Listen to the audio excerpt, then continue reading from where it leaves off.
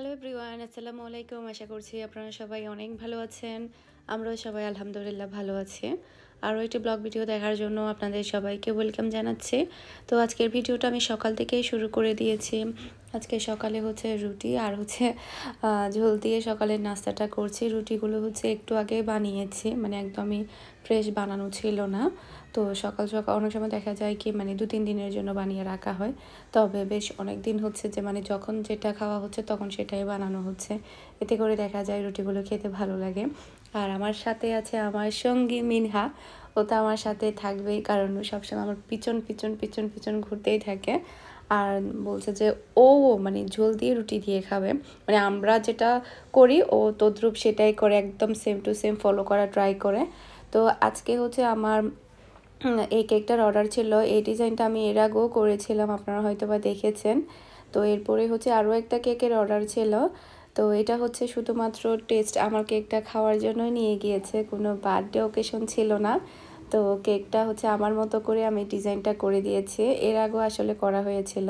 তো এটা ছিল 2 পাউন্ডের একটা কেক। তো এরপরে হচ্ছে আরও একটা কেকের অর্ডার ছিল। এটা হচ্ছে ইতালি থেকে আমাকে একটা আপু সারপ্রাইজ দেওয়ার জন্য কেকটা অর্ডার করেছে, সাথে পিৎজাও ছিল আজকে এই কেকের সাথে।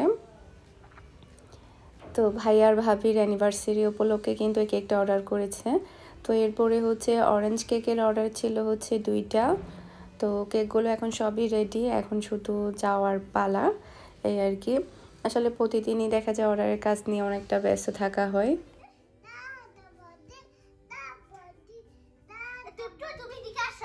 বালিশের উপর এভাবে বসে বলো, বসো না মিহি, সরো তুমি। ও ছোট, ও থাকো, তুমি তুমি উঠে যাও, তুমি বড় হচ্ছ।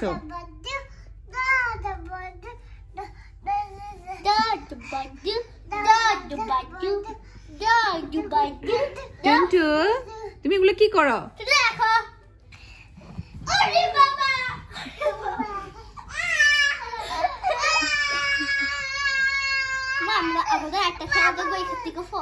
না না, হাত পা ভেঙে ফেলবে।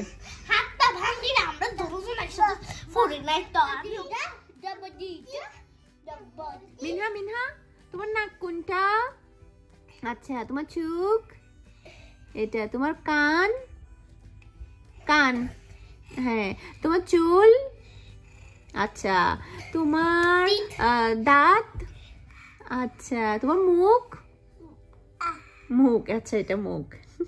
তোমার হাত এটা, তোমার পা, পা পা পা পা পা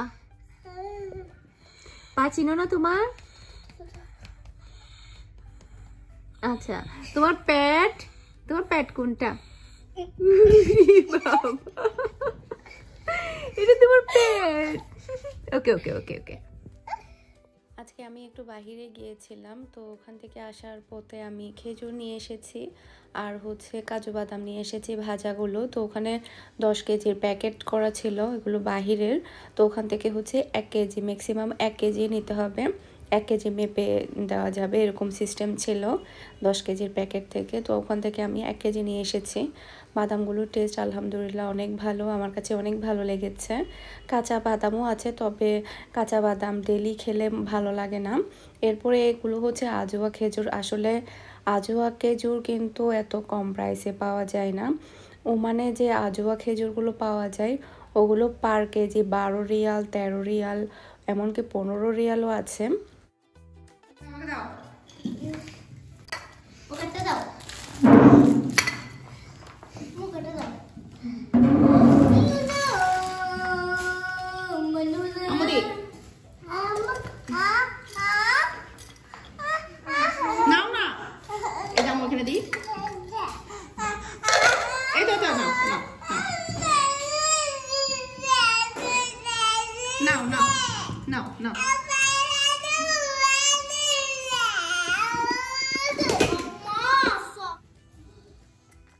তো খেজুরের ব্যাপারে যেটা বলছিলাম, এই যে খেজুরটা দেখা যাচ্ছে এটা হচ্ছে আমি নিয়েছি 550 টাকা দিয়ে আজোয়া খেজুর।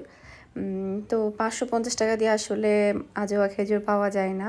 এটা হয়তো বা আজোয়া খেজুরের মতো দেখতে, যেটা কিনা আজোয়া বলে চালিয়ে দিচ্ছে। কারণ আমি তো দেখেছি আজোয়া খেজুরের প্রাইস অনেক বেশি। আর যেগুলো অরিজিনাল আজোয়া খেজুর বাংলাদেশে সেগুলোর প্রাইস হচ্ছে 2500 টাকা করে, মানে 1 কেজি 2500 টাকা। তবে এটা 550 টাকা, দেখতে অনেকটা আজোয়া খেজুর মতো হলেও কিন্তু অরিজিনালি কিন্তু আজোয়া খেজুর না। তো নিয়েছি, দেখতে ভালো লেগেছে, তারপরে সেটা একটু শেয়ার করলাম। কারণ ওমানে আজোয়া খেজুরের দাম 10 রিয়ালের উপরে, মানে বাংলাদেশি টাকায় মানে 2000 টাকার উপরে পার কেজি। আর এখানে কিন্তু বক্সের মধ্যে লিখে রেখেছে যে আজোয়া খেজুর, তা সেই কারণে আসলে বলা। তো এখন হচ্ছে আমি বাদামগুলোকে হচ্ছে বক্সে ঢুকিয়ে নিলাম। আর মিনহা অনেক বেশি দুষ্টামি করছে। আর আমার কাছে হচ্ছে কাঁচা বাদামগুলোও ছিল, সেগুলো হচ্ছে আমি অন্য একটা বক্সে নিয়ে নিয়েছি। তো এরপরে হচ্ছে রাতের দিক দিয়ে আমরা আসলাম হচ্ছে আমাদের বাসায়। ফুফি এসেছে, ফাহামিদে এসেছে বাবুয়াকে দেখতে। তো বাবুয়া এখানে ঘুমাচ্ছে। তো আমরা সবাই ভাবির রুমে বসেছি। তারপরে হচ্ছে এখানে আরও গেস্ট এসেছে, ভাবির ফ্রেন্ডরাও এসেছে এখানে।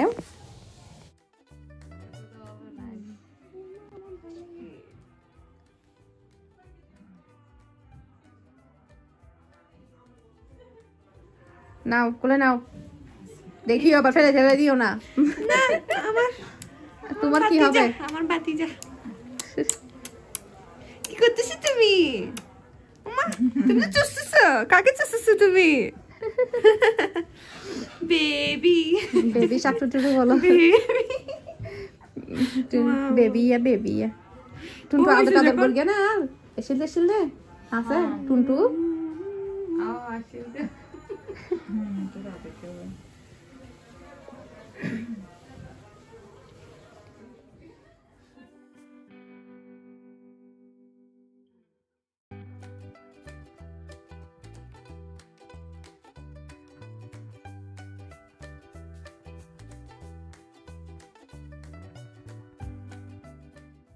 বাবুয়ার কিন্তু এখনও নামটা সিলেক্ট করা হয়নি, কিছুদিনের মধ্যে হয়তো বা নামটা ঠিক হয়ে যাবে। নামটা ঠিক হয়ে গেলে নামটা রেখে দেওয়া হবে। তবে ও এত বেশি ছোট বলার মতো না, মানে কুলে নিতেই ভয় লাগে, মনে হয় কি পড়ে যাবে এরকম একটা অবস্থা। মিহি তো অনেক বেশি পাগল ওকে নেওয়ার জন্য, তবে মিহিকে দিতে আমরা কেউই চাই না, কারণ মিহি যদি ফেলে দেয় তখন আবার সমস্যা।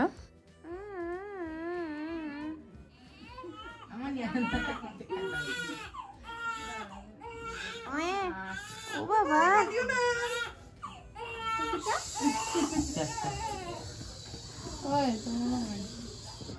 আমার ফুলও শান্ত হয়েছে। কান্না করতেছে, তোমার কোলে কান্না করতেছে, বলে ফুফি এটা ভালো না। দেখি তো এখন আমার কোলে দেন, তা আমার কোলে না, ছোট বেবি বাচ্চারা বেবিদেরকে কোলে নেয় না। তো তুমি মিনহাকে কেন ধরতে দিছো? মিনহা তো কখন ধরতে, তখন তোমাকে আমি খাটের মাঝখানে বসায় রাখতাম। তো এখন হচ্ছে আমরা নাস্তাটা করে নিব। আর ভাবির ফ্রেন্ডরা হচ্ছে আসার সময় একটা কেক নিয়ে এসেছে বুর্গার জন্য। তো ওই কেকটা কেটে তারপরে হচ্ছে বাসায় চলে যাব, কারণ আমার বাসায় অনেক কাজ আছে, রান্না বান্না করতে হবে। সেই কারণে সব কিছু আসলে রেডি করে তারপর আমি ফুফির সাথে চলে এসেছি। আমি কিন্তু দুপুরের দিক দিয়েও এসেছিলাম, বিকেলের দিকে আর কি। তো এরপরে আবার ফুফির সাথেও আসলাম এখানে। দেখা যাক। তো এখানে হচ্ছে এই কেকটা এত বেশি সুন্দর হয়েছে, খুবই সুন্দর করে কেকটা মেক করেছে, আমার কাছে অনেক ভালো লেগেছে। মানে মানে ছোটোখাটোর মধ্যে আসলে ডিজাইনটা সিম্পলের মধ্যে অনেক বেশি কিউট ছিল। আর আমার কাছে সবসময় সিম্পল ডিজাইনগুলো সবচাইতে বেশি ভালো লাগে। ওকে সবাই নিয়ে কাটতে হবে না।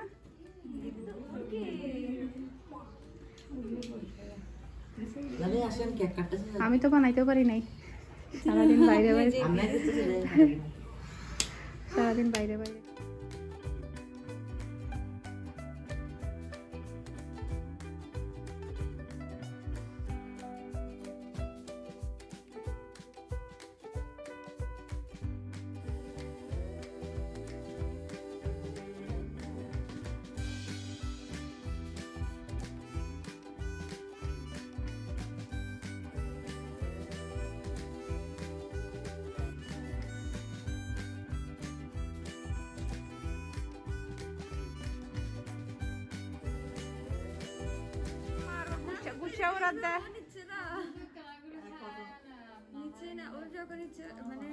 এরকম একটু একটু খাবে আর কি। আস্তে আস্তে কেটে কেটে উপর সব মামা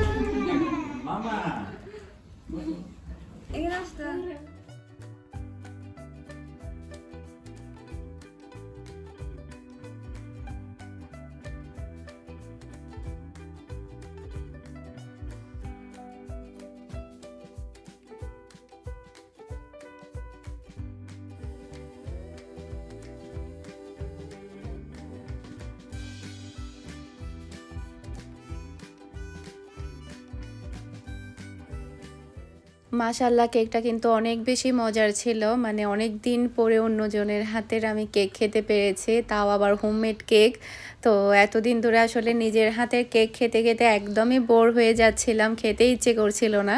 তো এখন আমি অনেক দিন পর অন্যজনের হাতে কেক খেলাম, অনেক মজা ছিল। আর সবাই অনেক বলেছে যে মানে কেকটা অনেক মজা হয়েছে।